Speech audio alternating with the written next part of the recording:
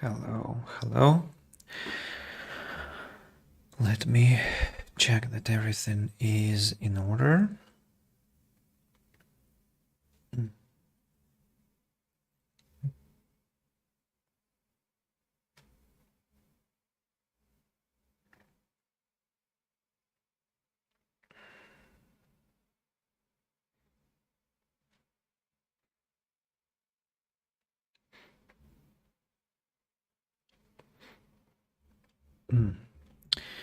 Right. Oh, no, not right. I forgot the chat application.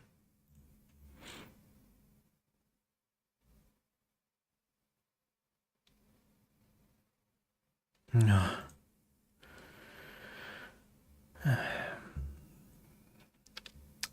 It's just been updated. So I'll update the application. But it's good that we have some reason to wait until somebody comes. If somebody comes, that is. But maybe no. And then it will be a very, very short episode. As short as necessary to convey what I have to say. That is. So, yep, I want to download it or install it.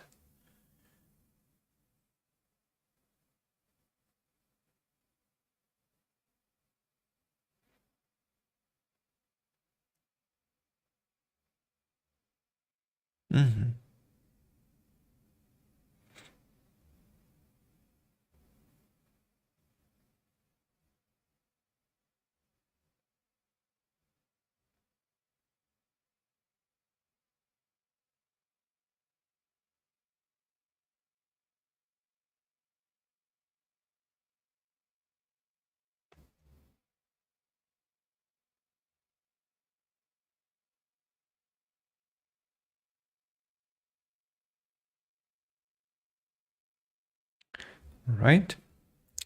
So the chat is up and running. And I think I'm going to click the recording button. And this one is the official start. So hello and welcome everyone to the... Hello and welcome everyone. Here is Andy. Welcome to the Bonfire. Today is episode 3, called On Bad Advice, Regularity of Studying, Illusions and the Education Paradox.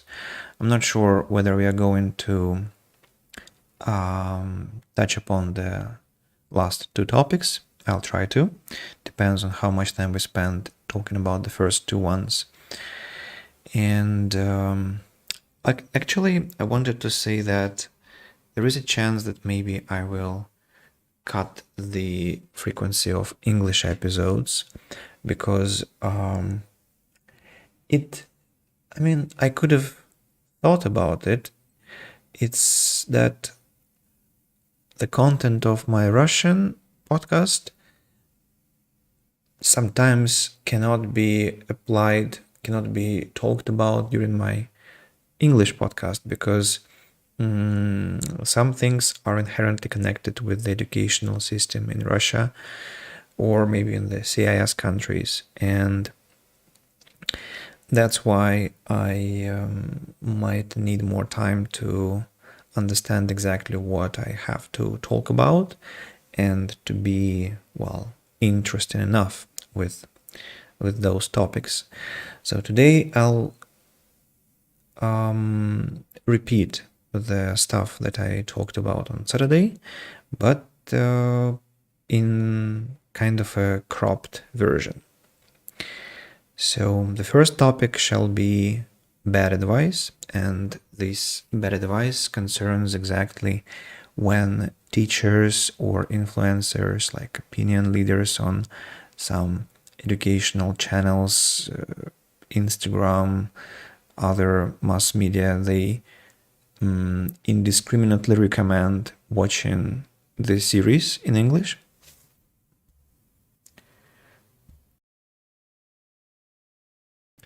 I'm still slightly ill, sorry. So they recommend watching the series, and I consider that, well, really an ill piece of advice, because for many people that I have talked to, watching something that is not adapted is quite challenging task, and very often turns out to be demotivating. That is because, to cut story short, they have never been trained to listen to English speech, and they have never had enough exposure to English speech. For that matter, instead of recommending series to everyone without asking what their level is, what their interests are, because some people are not very big fans of series. For instance, me, I never watch them in my own language and have no reason to watch them in English, for example, and wouldn't want to. And you can imagine that if somebody is not into something, or even is negative about it, and starts doing that in a foreign language, the negativity might double, and the impact will be, well, really deteriorating on the further education process. So instead of that, if a person, well, if the question is how do I improve my English, that's a very big question. I'm not going to answer it now because it requires a different conversation. Basically, it's a very big conversation. But if it is about the listening skill, so for 2 years now I have been practicing this method. So we call this transcribing or scripting, and people are basically supposed to take an audio, usually from some beginner or elementary book for the starters, especially for those who only start their journey in English. So they take an audio and they make a transcript. They make subtitles. They write down everything they hear, and after they have finished, after they wrote everything they could, they compare it with the original script, which usually a decent student's book provides. And that exercise should be repeated, well, every week, ideally 2-4 recordings per week. I have a message from Daisy Beans on YouTube. Let me scroll down. I forgot.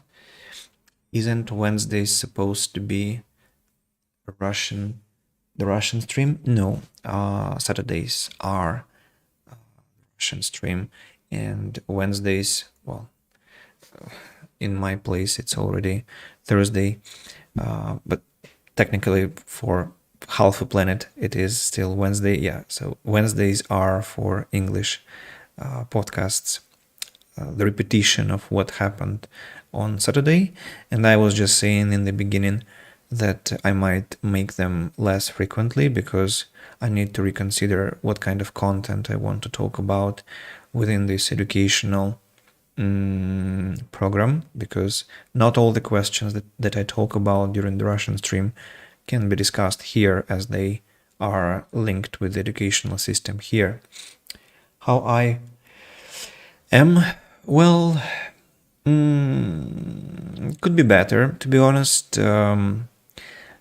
If I were better, I would have started earlier. Maybe I would have played The Sims even, but it took me a very powerful mental effort to go live and comply with my own schedule. And yeah, my throat is still kind of croaky. So if not to complain much, could be better, but I'm hoping to get better soon, and in all possible ways, in physical way and mental way. Yeah, so let's get back to the listening stuff. So people do such scripting exercises, And I usually say to them that the first results will come in 2-3 months. So it's a very long story, but a lot of learners actually are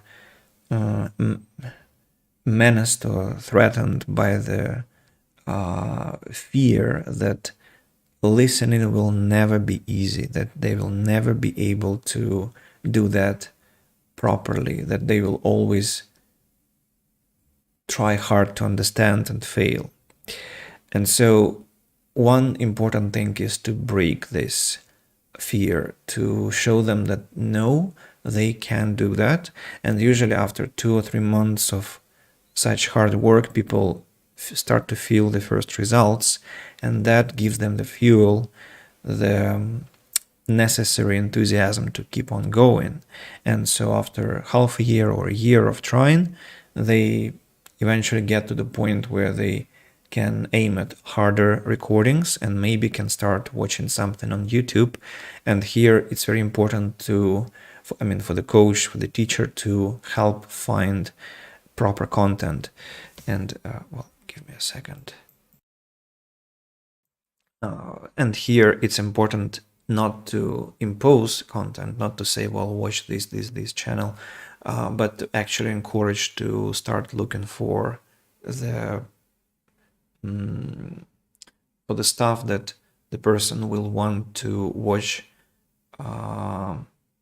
under any circumstances, like at any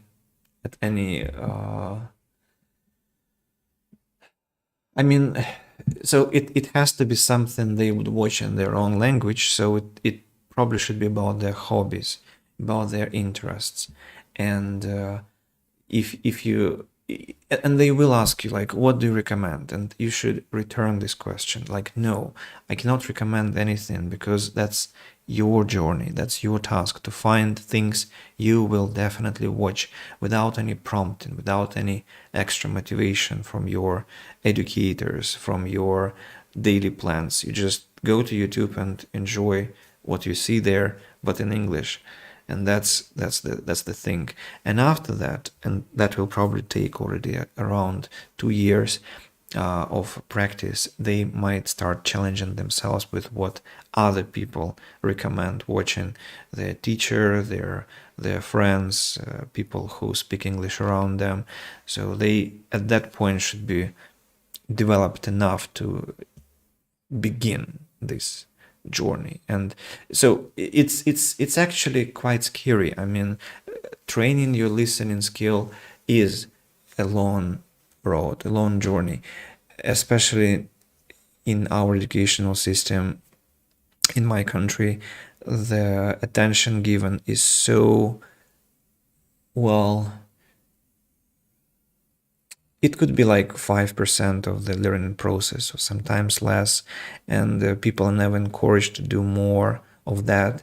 And there is no English around, because the country is not an English-speaking country. And we have all these ramifications. For many people, the listening part of English is a phobia, actual phobia. For me, it was a phobia too, and actually it was still a phobia when I was already teaching. And 5 years ago, I just kind of forced myself to switch into audiobooks, and through hours, hundreds of hours of listening, I finally feel confident enough. But still, I am sometimes nervous about series and films, because I don't watch them, and I'm not very accustomed to their pace of speech and so on and so forth. So there are a lot of psychological questions also in this listening sphere, which I actually didn't touch upon during the Russian stream. It's like sometimes you meet a person who speaks your own native language, in your mother tongue, and something is wrong, and you have to ask to repeat something, like just the vibe is not right. And I'm sure you've met such people. So, and in this case, it's pure psychology, pure communication stuff, and has nothing to do with how well you speak the language or understand the language. And some people have, well, such articulation that I think natives don't always understand what this person says. We just kind of piece the story together, and if there are gaps missing, we don't pay too much attention because we get the general message and we skip some elements of that story. And when you're a learner, you don't get 5 or 10% or 20% of what you heard or you were supposed to hear, and you get stressed because, well, you're not good enough. And so we need to relax sometimes about that. Feel the same about watching shows in Urdu. So you mean you feel stressed that you don't understand 100% of the content there, I guess. And wasn't used to the pace of it about a year ago, but now I'm comfortable with it. Oh, I see. So you have been practicing. Yeah, so it's practice. And one more thing I have to say here is some people are very perfectionist and they would like to understand this 100%. And if they get to the stage where they start watching the series, they will repeat the same moment in an episode again and again to understand every single word. They will turn on the subtitles and watch the show with subtitles. And so they will spend half an hour where there was a 5-minute episode, for example. And that is not the best idea, actually, because I guess, in my opinion, the game changer is how much time you're exposed to something that you're supposed to learn. And so if you have a choice between watching 5 episodes or watching one but very thoroughly, I would recommend watching the 5 episodes because, first of all, the exposure amasses, like you have to be exposed for a long period of time to different things. Secondly, in series, things repeat. So actors repeat, patterns repeat, words repeat. So if you are obsessing about the first episode, probably there are things that you are supposed to understand only by episode 3, and you're obsessing about the wrong things. You have to give yourself time with a new book, with a new series, with a new film. You need to give yourself time, your brain, you need to give your brain time to adapt to the things that are happening there. So I've always understood the language but hardly spoke it right. So that would be my recommendation about series. Do not watch them until you're ready at least a bit. Instead, go for transcribing. Probably, if you're listening to me, you no longer need this. So it's kind of a recommendation to maybe teachers or just a piece of common knowledge, a piece of my knowledge, my experience, that we need to climb this ladder bit by bit, starting with difficult but bearable exercises, doable exercises with transcribing, then go into some hobby-related, interest-related content on YouTube or other media, and only then you can go to high-paced content like series and films and everything like that, audiobooks and news. Especially news is very high-paced. It's like maximum information, minimum time spent on that. So it's devilishly hard to understand. Yeah, so that's where we stop question number 1, and we'll go to question number 2.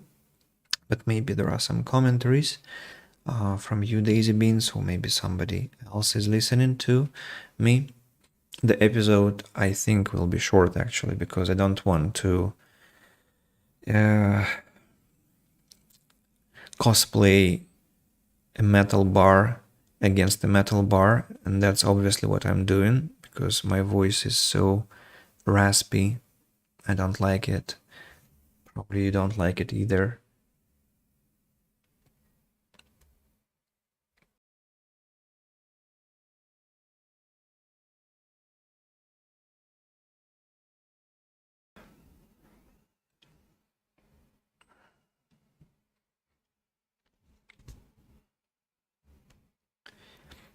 The second question is about frequency.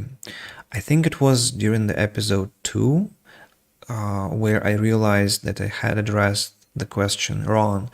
I mean, the question was, how often should I study English? And I answered a slightly different question, or rather a sub-question.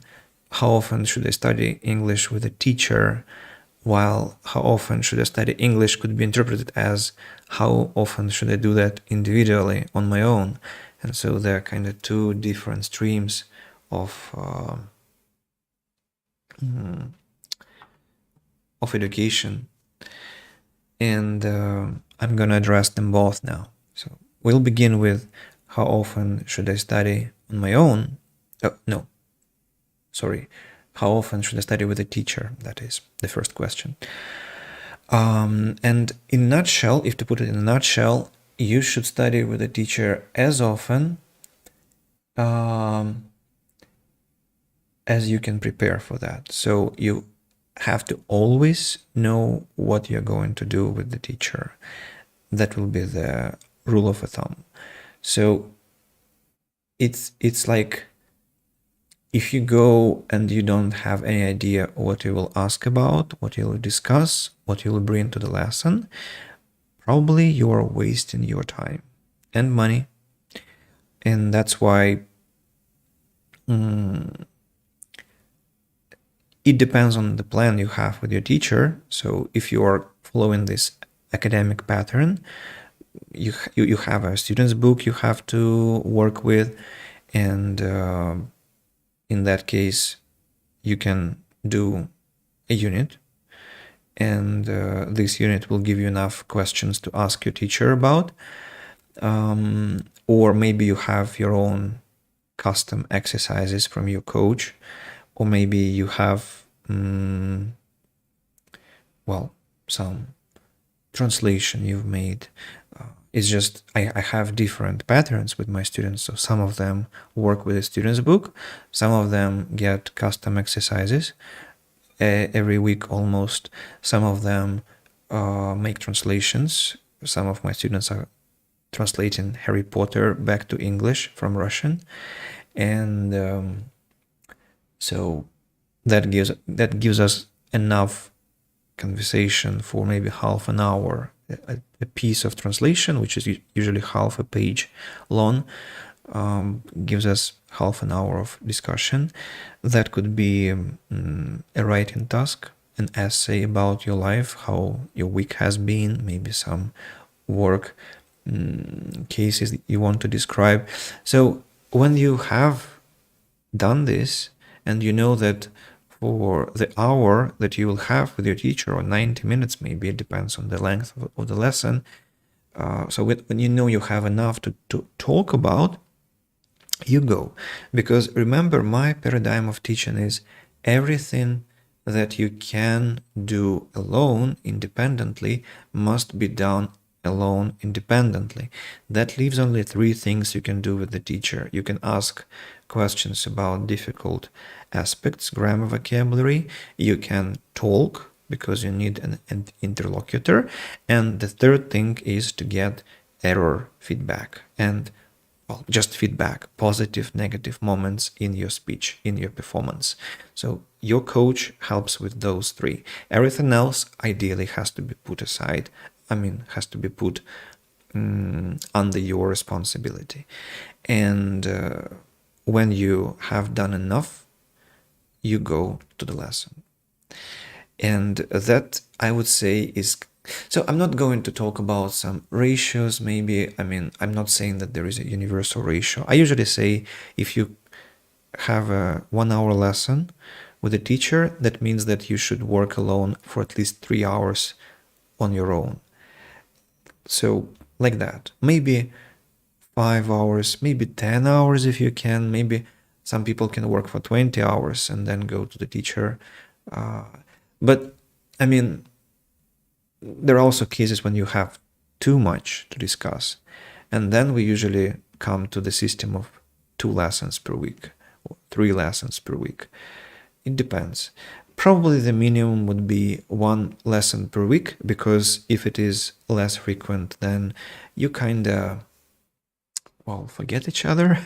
Like this is the psychological aspect. The bond starts to fade, and every week something happens. So you probably can't find enough to talk about every week.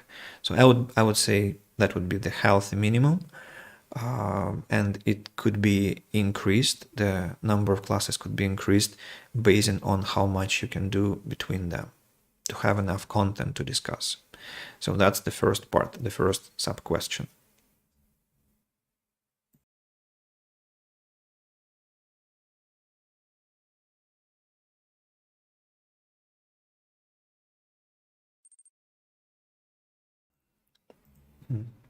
Daisy Beans, you are studying physics. Well, I guess that could apply to other disciplines, but I haven't ever taught any other disciplines besides English, so cannot really tell. And hopefully your educational process is going well.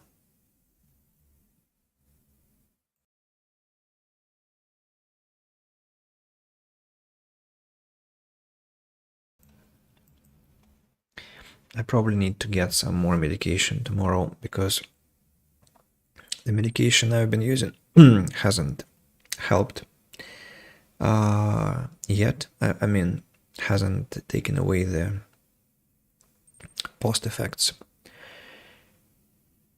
Heat exams absolutely loathe them.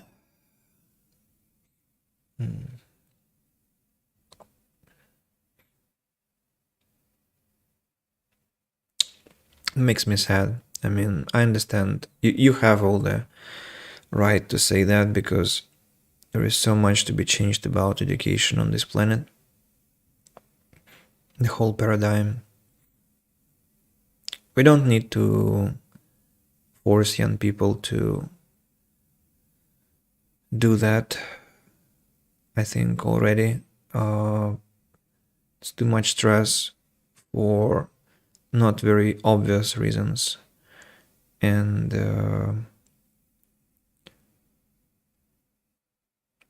if you are, I think, sure about what you want to do in life, if you are sure about your job, you probably will yourself be very interested in having the best knowledge possible, right? So you will be the strictest examinator yourself, with yourself. And I mean, discipline, of course, has to be cultivated, but the methods sometimes look very rough and leave questionable results and imprints on people. Well, yeah, that they're scary is also a huge problem, because they should not be. They should be enjoyable. The exams have to be also realistic, close to life, and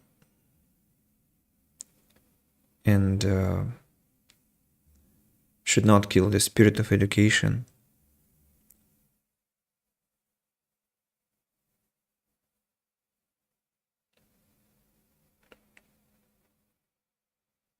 It's like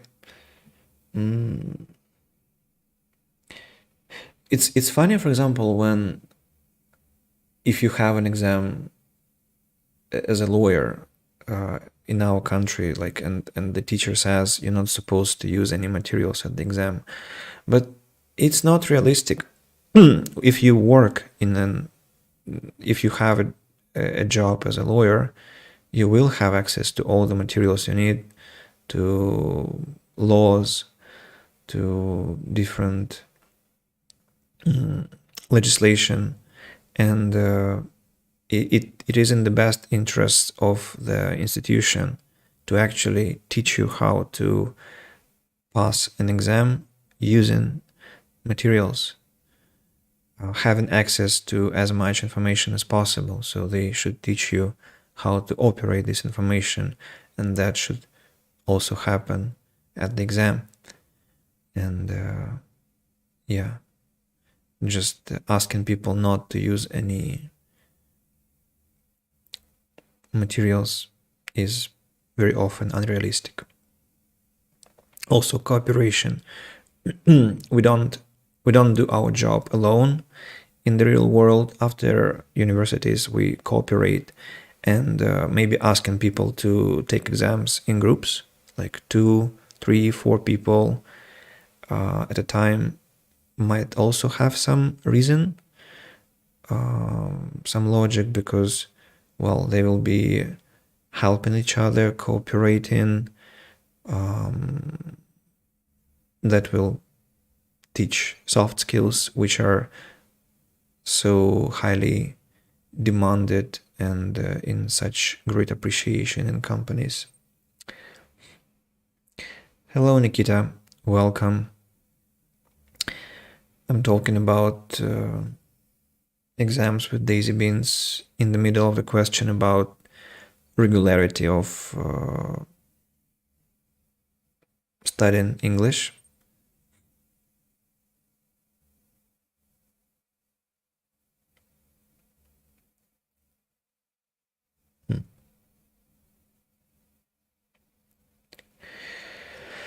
Well, daisy beans, that you have notes all over your desk means that you're at least trying, which is incredible and is commendable.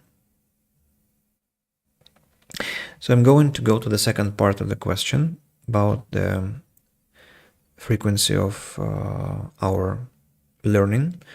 The first sub-question was how often to go to the teacher. The second part is how often to learn on your own. So,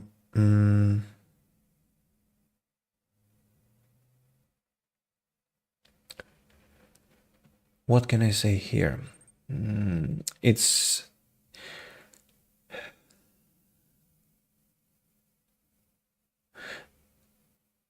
a funny question because you if people treat English as a subject, as a discipline, usually it's not the most successful method, right? Because you don't watch films to train your film watching skills, or you don't speak Russian to practice Russian. You just do that because you do that, because that's your life. Or you paint to enjoy painting.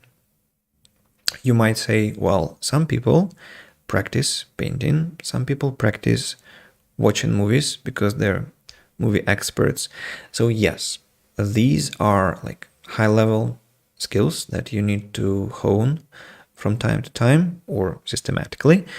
But the comparison I'm making is that you should technically, ideally, practice English as much as possible. It has to become part of your life. Now, there are some considerations, of course, that you should have, and one of those is what I call having English for times when you are ready to study, and having English for times when you are not ready to put any effort in that process and you just want to relax. And why is this important? So I draw this example from my own practice, from my own life. if I feel like if I feel energetic enough after my work in the evening, there is a nice summer evening, for example, I want to go for a walk, I I I will turn on a podcast or an audiobook and go and walk and enjoy that piece. But sometimes as I try to do that, as I'm trying to do that, I feel that there is a lot of resistance from my brain. My thoughts escape me, concentration fades, and I might try to force myself to continue. And sometimes it helps because you remember I have been listening to a lot of audiobooks for 5 years already, and so I already know that I should do that automatically, but maybe I need to set up the mood. Maybe I need to get into that. And so after 5 or 10 minutes, it might happen and I will be smoothly listening to that. But sometimes it won't happen. My brain will still resist. And in that case, I am switching to music, or I just understand that, well, not today. Today, I don't want to study. I'm not ready for some academical effort. But I always have, for example, Dota matches that I also watch in English. And that's also education. That's also something very cool. New vocabulary, new dialects, new accents, new people to listen to. And so you can watch a cartoon. I'm saying that you have to have enough options for times when you have energy to study English and for times when you don't have enough energy to study, but you still want to feel English. And that is this creative method. You need to find ways to integrate English into your life. And that's the idea. Let me see the messages, because I basically have finished my idea, but there is a lot of stuff that I have missed already. I want to quit and be a housewife already. I specialize in eating, sleeping, and crying. Trust me, you don't want to specialize in those areas. You're gonna regret big time. Don't sleep for midnight. Have 8 exams coming up. Can't do well any of those 3. Eating, sleeping, and crying, I guess. People still erroneously measure intellect by the ability to remember stuff when it's not right. Intellect is the ability to use the information you have and the ability to find the information you don't have. That was regarding the no usage of extra materials during exams stuff. Also, that was another wall of text, my bad. My dogs, it's fine. Welcome to the stream. I'd like to specialize in sleep, beat sleeping less than 6 hours at random time of the day. Message might be really hard to follow. You specialize in something, you make it your job, and when it happens, you can't really enjoy it anymore. Damn it. All right, so I've read everything. Let me try and answer now. Actually, essentially, I think I finished what I wanted to say for today. That is, I don't feel ready to talk about the paradox of education or illusions, because my health condition is not satisfactory enough. I'm afraid. But we can have a chat now, kind of free chat, while you're all here. I mean, all 3 of you that have actively participated already. Maybe somebody else could join. So let me begin with what Moetnox said about the materials and mixing up intelligence with the memorization skill. Yeah, I think it's like you would want a specialist to remember things. That's right, but and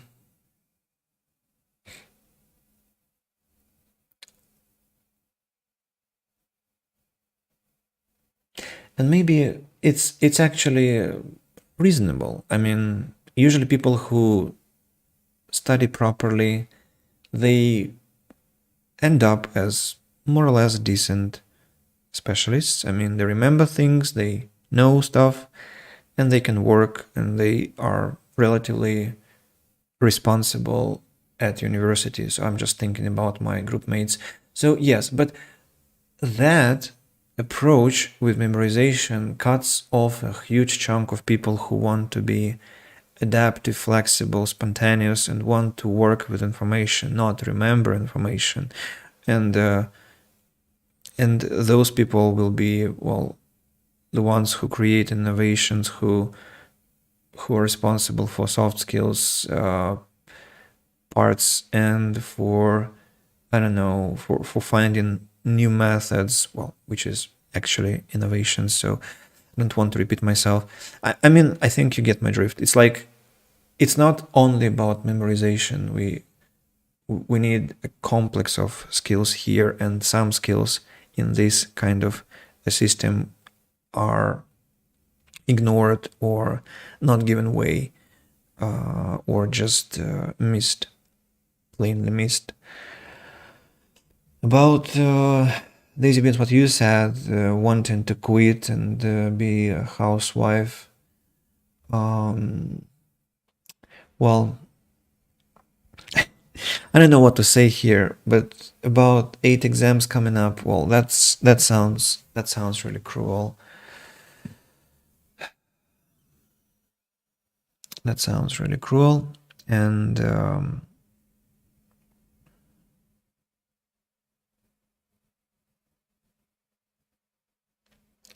it might be maybe explained by, you know what they say, like you study, like you have this excruciatingly hard education periods as a lawyer, as a doctor, as an engineer, and then you, after you nail it, after you have your diploma, you get a job, a well-paid job, and good social welfare, and a respectable position in the society. So it's like things have to be earned. But I don't know. It's just we're not in the perfect world maybe yet, and I mean we definitely are not in this perfect world, and that's why education systems just reflect that there are necessities, there are harsh selections, there are like harsh selective processes, algorithms, and people who cannot keep up with the pace are thrown out, kind of. But again, those people who are thrown out from the classical educational systems probably are the people who will make them better, who will make a lot of things better, because they just don't feel right about that. I just remember myself, I didn't feel right about many things, and now retrospectively I know why, kind of. I don't have to pick the most complex subjects. What was I thinking? Just need to remember that the bills have to get paid, so I gotta keep going. Yeah. About not being able to focus and forcing yourself to do certain things. I'm dealing with similar issues right now. Don't think forcing yourself is a way to do it. A lot of people don't want to admit that humans have long since evolved past their brains, being limited by their skulls. Those notebooks and pens are extensions of our brains. Well, you won't have a calculator with you at all times, not to mention internet. Yeah, the traditional education is far behind. Ability to search for information efficiently is much more valuable. Yeah, so I remember those videos with Finland, their education system, where it was a video about schools, so children, teenagers, and they had no homework. And there was a teacher who said, why would I ask them to do homework? Because they're supposed to be showing their own curiosity in life, and well, they have their own business to do, like they have their hobbies and interests, so let them pursue that. And I'm, there is always this element of genuine surprise I feel when my students ask me, so Andy, what's my homework today? And I'm like, the hell do I know? I mean, I have no idea what's your homework, honestly. I mean, of course I do know. I mean, and I can perfectly well give it, and I will. But I always want to say, like, I have no idea. Go figure out. Because if you don't know what your homework is, then there is something very important missing in our education, because it's like your education, not my education. I know my homework. Uh, have known for past years at least, definitely, and I never let my Spanish teacher give me homework, because why would somebody give me my homework? I can do that myself. And it's I think it's the consequence of being an educator. Uh, there are just so many flaws we have mentioned now that I'm trying to understand which one to target now. Yeah, there is also one problem, one big problem. There are too many people in the process. Like, if you have a teacher and, well, I don't know, Daisy Beans, how many people do you have in your group at university? Because in Russia, we usually have, well, 20, 30 people per group, schools, universities. And it cannot work. It has never worked. That's just, well, an insanity. And well, it's the best we can offer, I guess, with public education, because we just don't have enough funds to provide children, teenagers with more teachers, cannot educate enough, cannot train enough teachers. So 30 per class, I mean, how?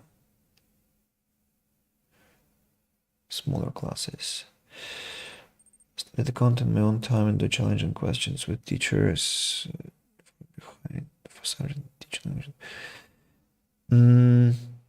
I mean, yeah, Nikita, you're right. It's like English, German, French in schools usually have smaller classes, like 15 people per group, 10 people per group. Somehow it happens, and even that is not working too well. I mean, I was thinking, why, for example, noble people, aristocrats in the past, why their children were so, why they had such excellent upbringing in classical literature, why they were so educated. And I was like, well, the system was reversed. There was one child and 5 teachers, not one teacher, 5 children. And so one child has these satellites, one satellite for the languages, one satellite for martial arts, the third one for history and social sciences, and so on and so forth. It's like, and then you have a well trained product. You have a person who has been invested into so much that, well, any exams will be just unnecessary. The person has too much knowledge because there have been so many teachers around, tutors and nannies who speak the foreign languages. So there is this extra benefit of an atmosphere. It's also the numbers. One person cannot handle 30 people. Well, I would dare say, if you give me a group of 150 people, I will handle them now. I will handle a club of that size, I mean a meeting, a seminar, and I will probably handle a 1,000 group, but on one condition: they're all motivated and they know why they're here, and they listen and hear what I say. So, because those who will be asking, so what am I gonna... No, those who will say, I need clear instructions.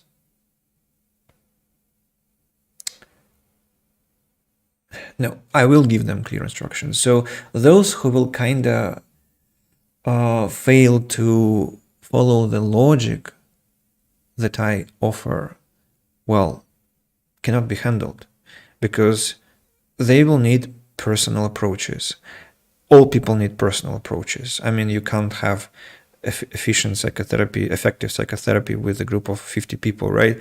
I mean, I can give general guidelines, but I will be forced to impose kind of checks, to impose kind of tests, and so on and so forth to see what is the general tendency. So I will basically reinvent public education, and we know where that leads. So again, numbers are an obstacle. There have to be fewer people. There have to be a controllable group. A controllable group probably means below 6 people, and even that is quite taxing for the teacher. So you have to really think about each individual separately. It's a no simple task.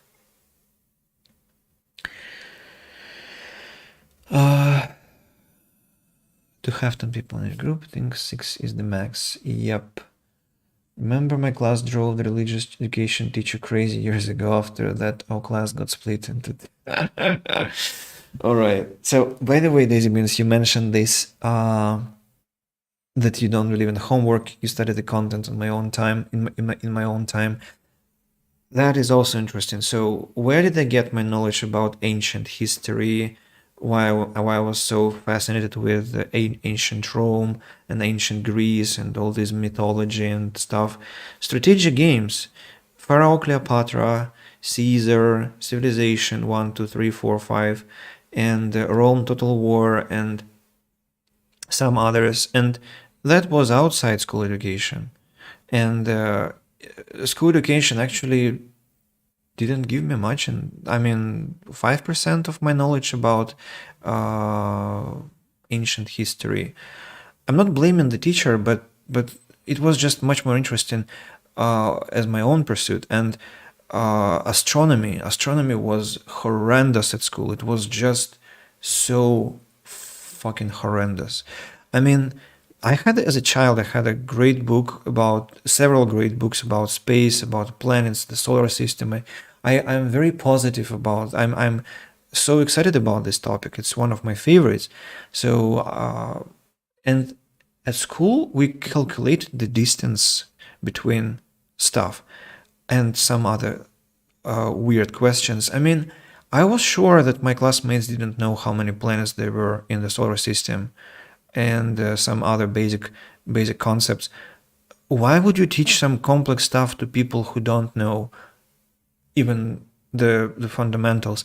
And it's actually everywhere. Like, we teach the branches of power in countries, like there is judiciary, legislation branch, and executive branch. But if people don't know how taxes work, or they don't know how to use cash back in banks, they don't need that. I mean, they need the basics of economics. They are going to be adults who will have to, well, know what is a cashback and how to pay taxes and why the hell we have taxes. And so, I mean, we also teach unrealistic things, and children, teenagers, young adults sense that what they are taught is just rubbish, unapplicable, unnecessary rubbish at this stage. They don't need that, and they don't comprehend that. So we need to get real also. We need to get down to earth and teach something that can be immediately used. In English, it could be, if I taught, well, I mean, I have to be very careful about that with my students, because if I want to talk about present perfect today, and my student comes and says, I want you to explain to me the differences between talk, speak, tell, and say, I might be tempted to, in my head, and that happened, nothing to be proud of, but it happened in my practice. So you might think as a teacher, and I did so, well, these are two simple questions, and I am even embarrassed you're asking them. You should be embarrassed asking them. So we like, I'm gonna give a perfunctory answer, like, well, this is that and this is that. Let's go to present perfect, because that's really powerful topic. It's really interesting. But what I'm doing here, I'm choosing the false path. I'm actually not listening to the student, because the student came with a very simple and personal request. So I have to respond to this request. And After, for example, three of such cases, the student will no longer trust me because he or she will see that I'm just going by my own plan. And I'm sure that happens in public education every day. Children, teenagers just see that teachers don't care. They want to follow the methodology, they want to follow the student's book, they want to follow the program, because if they don't, they will be punished by the administration. And so children understand quickly that it's not about them, it's about something else. Who knows what, but not about them. And they just feel betrayed, ignored, I don't know. Don't state school zone is still relevant as branches are actually useful, at least knowing they exist. But with that I agree, I would just remove something else. The only thing I want from a teacher is how to teach me how to prepare for exams. I fail business studies, just go focus on exam preparation. She literally made us sit and read, allowed to take notes in class. Exam preparation, yeah, the culture of exam preparation is also, I mean, it's a subject itself, because was this cramming for 3 days straight or a week straight is unhealthy. There has to be culture developed in people about that. And I think the educational institution must take the responsibility for this culture as a subject. How to study, we talked about that during the first stream. How to prepare for exams, why we need exams, what is to be tested, and what you should be expecting there. But I mean, we can talk about training of teachers. They're not adequately trained, I think. Not always. University teachers are often just practitioners who have no idea about education. So it depends on how lucky you are, basically, whether you get to somebody who is, well, rational enough to fit into the educational system, or will just be very subjective and selective and finicky about what he or she demands from students. So you're kind of at their mercy. Exams in the form they are today are damaging. Well, I was thinking today before the podcast, was that who said Churchill, Roosevelt, democracy is the worst nightmare possible, but it's the best we have. So I think it's the same. It's just, well, I am a teacher, and what can I do? I ask myself as a teacher, what can I do to make the system better? Well, not much, actually. I can focus on my own mistakes as a specialist and fix them as soon as possible.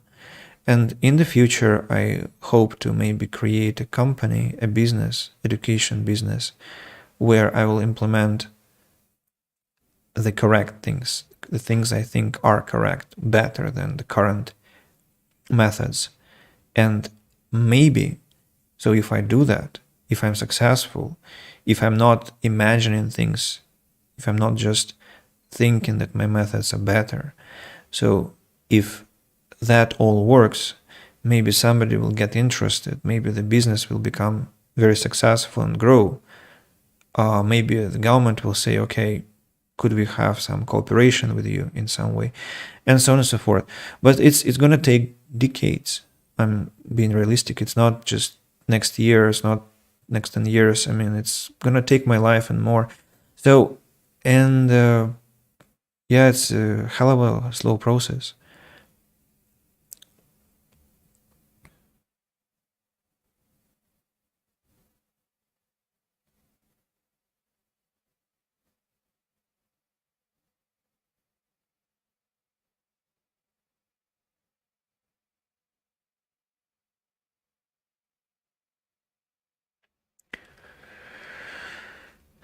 Yeah.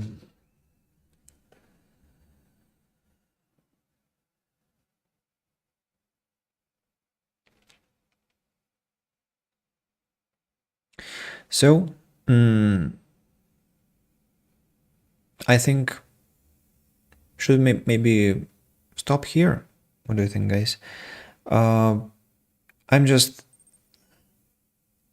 the primary thing that any test shows is the ability of a person to pass this test, not the knowledge of the subject. Yeah, that is very true.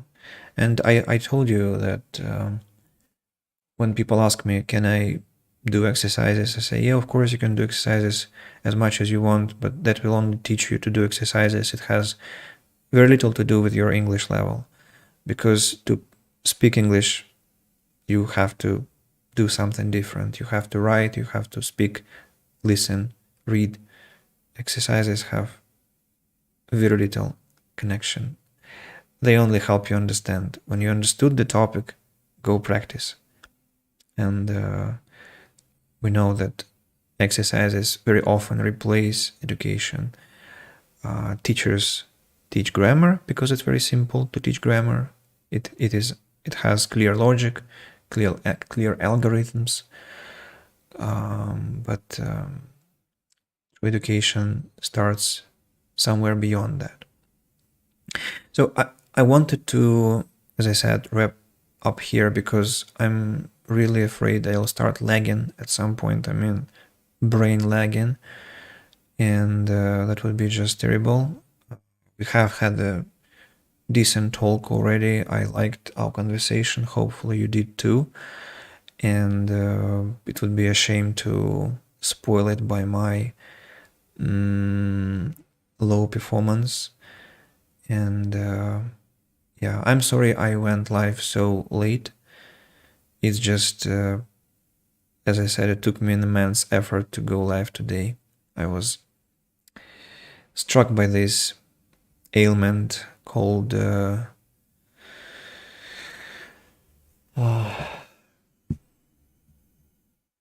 spike of maybe temporary depression, let's say, kind of you don't want to speak, don't want to do anything at all, and everything feels meaningless. So managed to get out. Hopefully tomorrow I'll manage to, because on Friday there is a chance I'll have fewer lessons, so maybe even on Friday I'll be streaming, maybe not, but just yeah.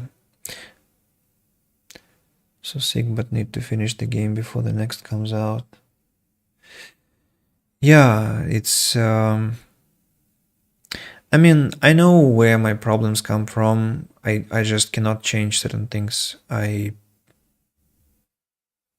If I were, for example, not here, I think I would feel better, but I have to endure. Currently, I have to endure.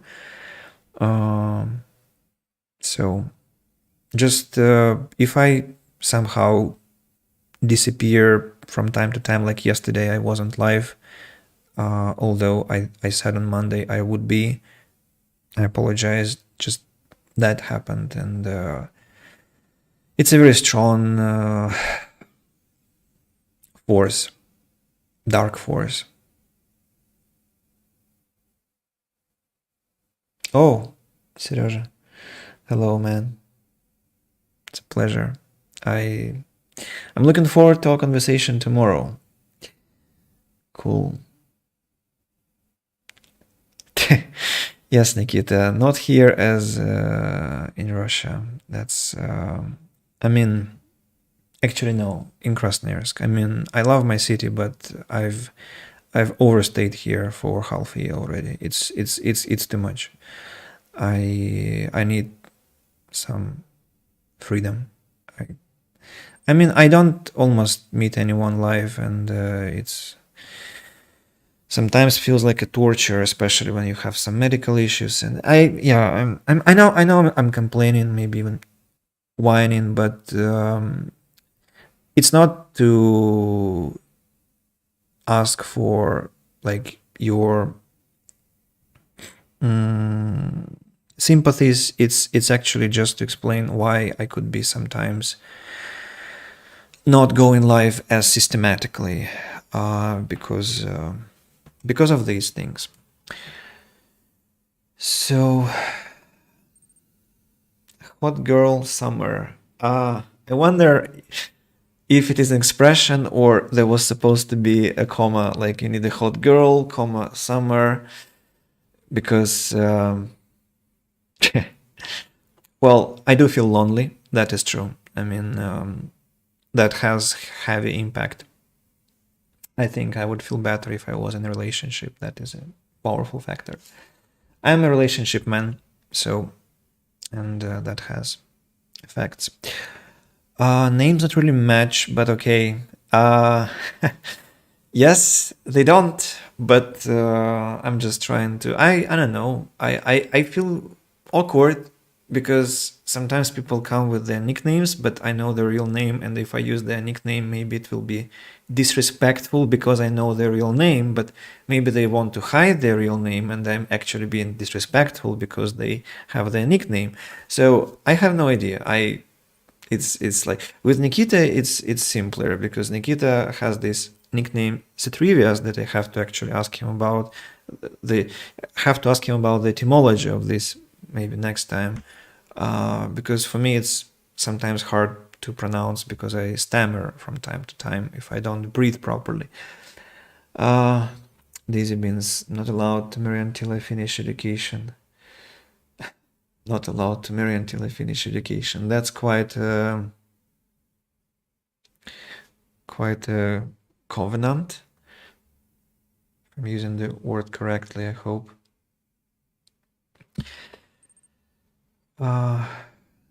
Citrus. Okay. Citrus. Cetrivias. Citrus. Like, you mean botching your real name to this?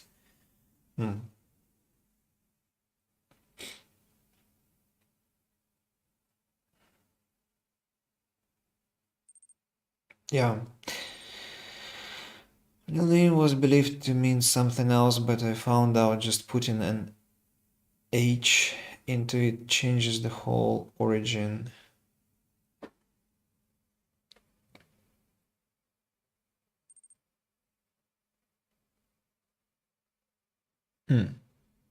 Okay, this means we'll discuss that when we have a podcast together. Yeah, I don't want to go because we have such a lovely conversation, but I will be going. Maybe just one final thing. There was my ex-colleague who now switched to IT, and he asked if I have any paid English club now, and I was like, maybe I should organize some kind of a group of English speakers with a fee, because I don't want to start any free English club anymore for now. It's not working somehow, but a group might be interested. So if you know someone or if you're yourself interested, I think upper, intermediate, and higher would be the level. So I'll make a post anyway on Vkontakte, I think, about that. Yep. My name means rebellion and bitterness. That's so romantic. That's so cool, Daisy Beans. I think that's very, very classy. Rebellion and bitterness. I mean, I'm a singer of tragedy, remember? And I'm a bit of a rebel myself. I can be bitter, so I can totally relate. I mean, rebellion and bitterness, amazing. I think you should be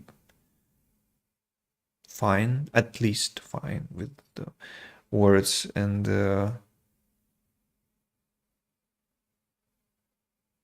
it's like bitterness is a huge impetus or motor for change, for betterment, for the start of the rebellion.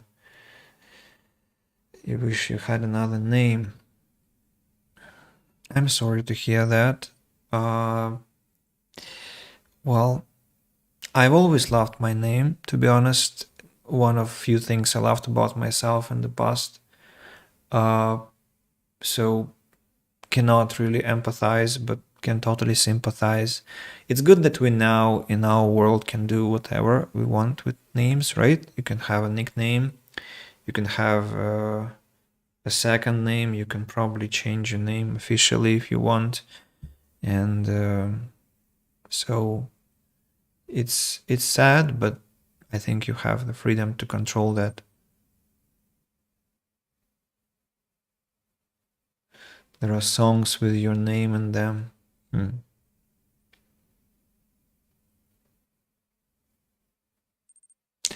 be completely wrong, but might it be Imra? So Moetnos is trying to guess the name of daisy beans, I guess.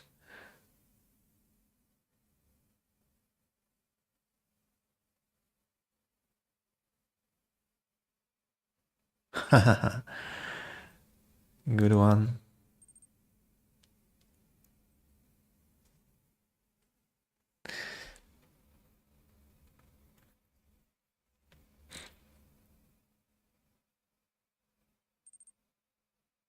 One letter missing.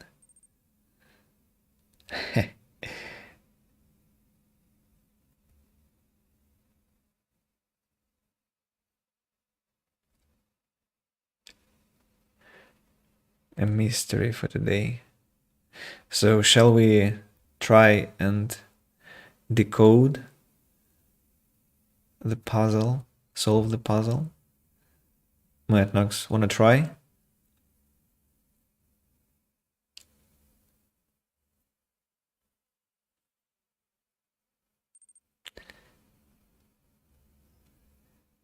Imara.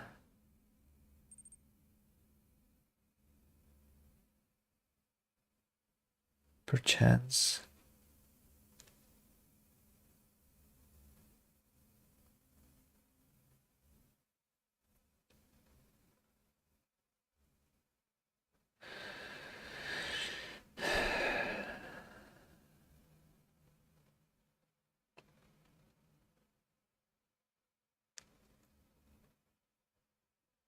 I'm just keeping silent, observing what's gonna happen. But I have to say, I don't regret going live today. Backwards.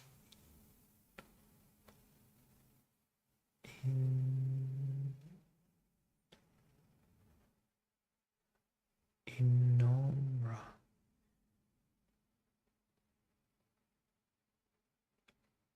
Harmony. Inomra. Inomra.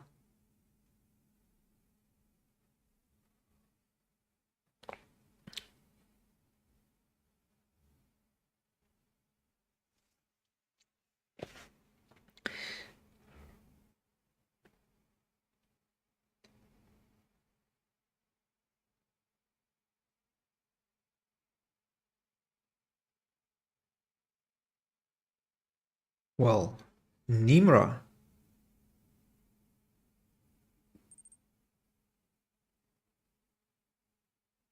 No, that would be. I'm sorry. I think I'm not following properly. Inomra. Inomra. That's what I said, but there should be 6 letters. Sounds like harmony backwards. Harmony. I need a pencil. Cannot think out loud.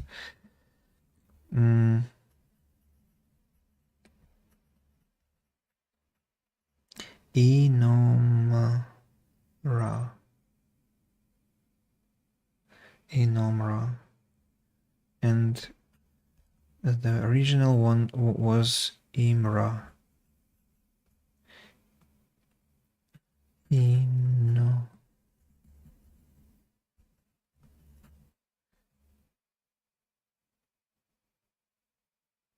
So daisy beans, it's not Nimra,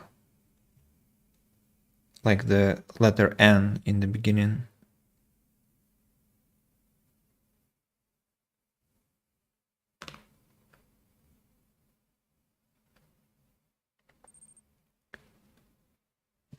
Nimra. So I said it before. Just probably I said it too quietly. Like this.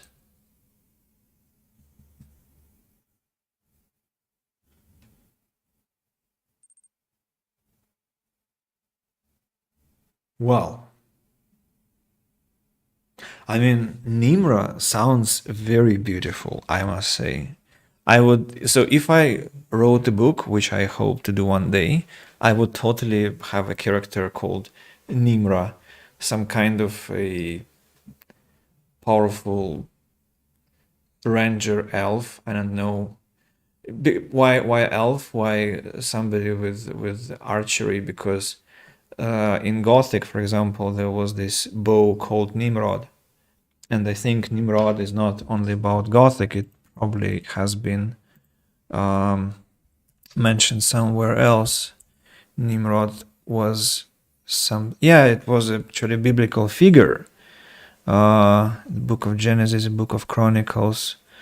So I just love the sound of the word Nimrod, and Nimra has very close phonetics, and I think it's a fascinating name actually. And sounds better with your accent, doesn't sound nice with an English accent.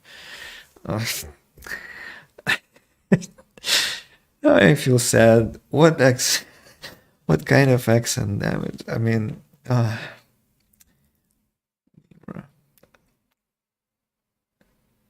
how do you say that with your accent? I mean, what happens? I mean, I'm just saying what I see, Nimra.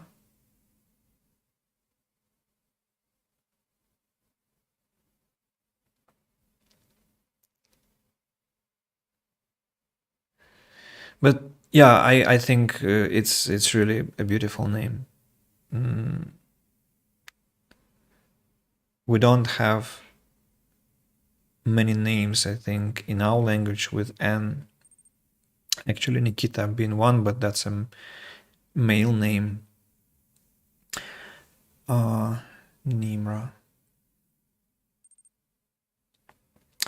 The I doesn't sound so much like E with a British accent.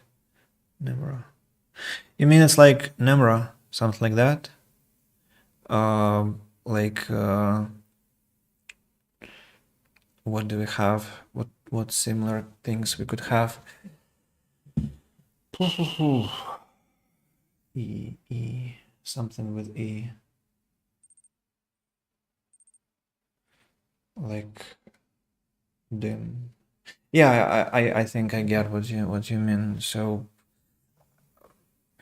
I mean, it's still if it is Nimra, very cool. I just mentioned this Nimrod. So I mean, it's always maybe not a great consolation when people try to convince you about the opposite opinion, but in my book, both literally and metaphorically, the name sounds really elegantly and beautifully. So I mean, so you mean I said it with this ni, clear ni, Nimra. Well, I think Nimra sounds more.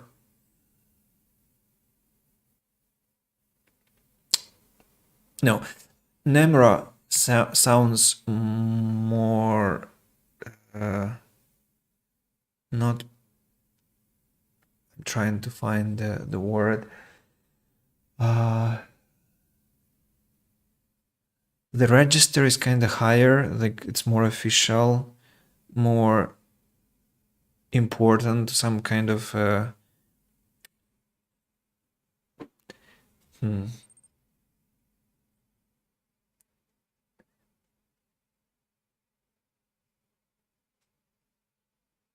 delivery guy didn't want to give me a package on Spain because Nikita is a female name outside of Russia. I'm sorry, dude. It's I I mean, there was this series called, her name was Nikita. Maybe you remember, in the 90s or in the noughties on TV. The guy wasn't as smart as he thought. Yeah.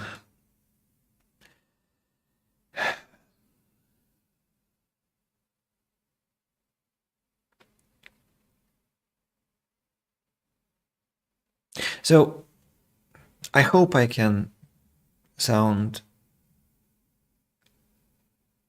that won't be kind of offensive in any way, but let me explain it this way. So Nimra sounds like a name for a dryad, but Nemra sounds like a name for a goddess or demigoddess. So kind of more, kind of the more important entity, and Nimra is more, a bit more playful, more kind of lively. What what I'm just I said it's a beautiful name and has a lot of associations with it. Actually, has very rich sound to it. So yeah, cool. We had a nice conversation about names. Very very entertaining, and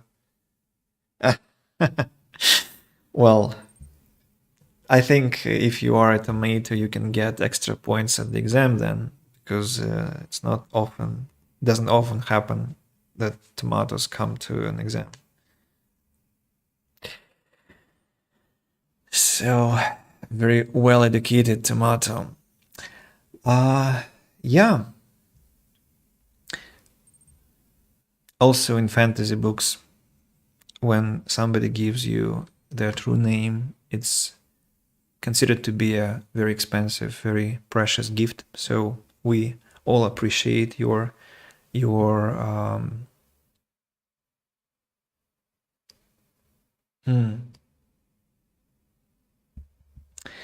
let me remember. I mean, let me check. Not remember. Let me check.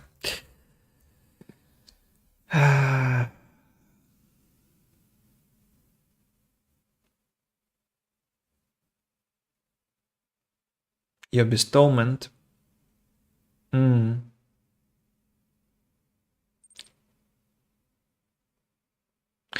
I just didn't want to repeat the word gift for the second time, but probably I had to.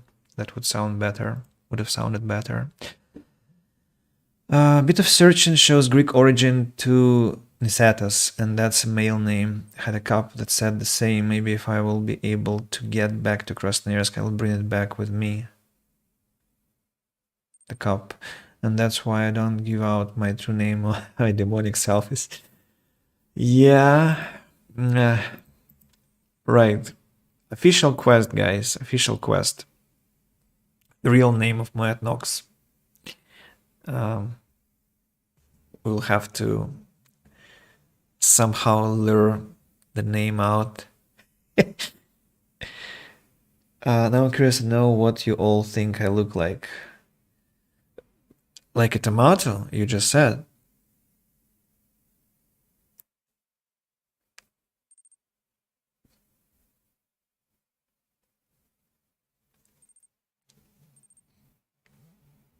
You are red?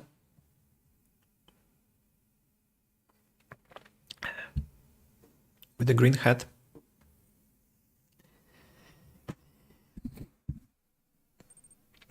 ChatGPT is really good at guessing appearances by the full name. What? Really?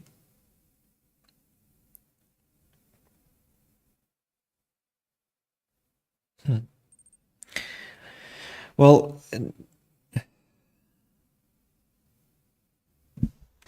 we will, I guess, have your appearance. This means when we have the podcast, if you, of course, agree to have it as a kind of on camera thing. Could be just audio, of course, if you feel comfortable that way.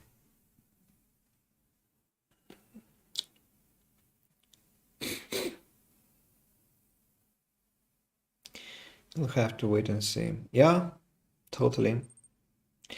Totally.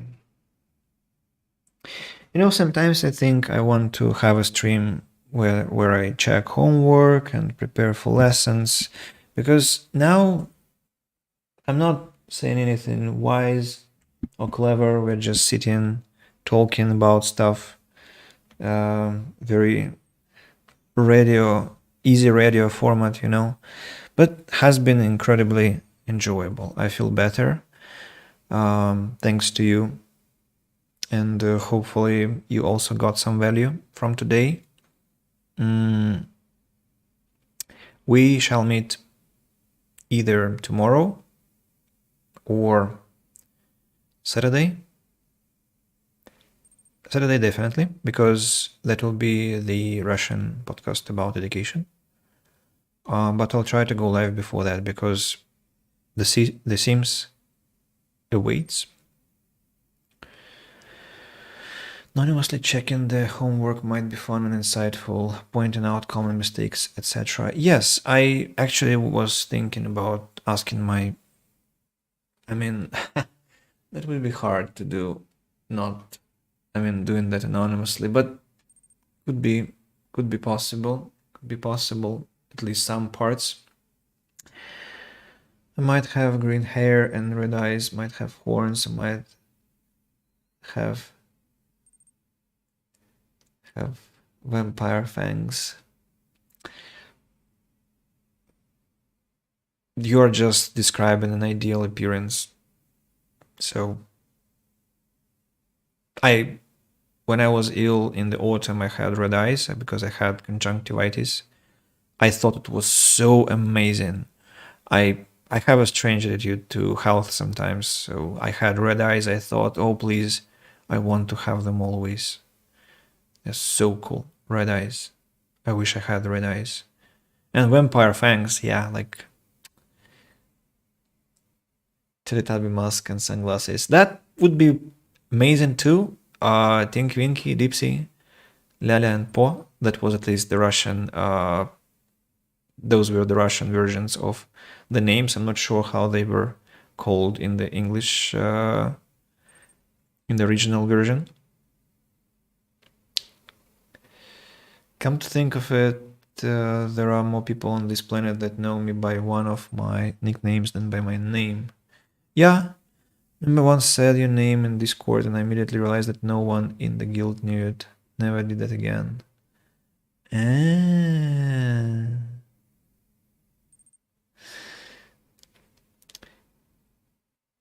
That I could promise costumes. Yay! We will have a fancy dress podcast. I might find something too. So, dear people, I shall go because I also have to dial down before sun rises actually, and sleep enough before my lesson starts in 11 hours. So, was a pleasure, immense pleasure. Keep your names safe from your enemies. May nobody know your secrets. May all the knowledge about the world come to you easily. And till soon. Bye-bye.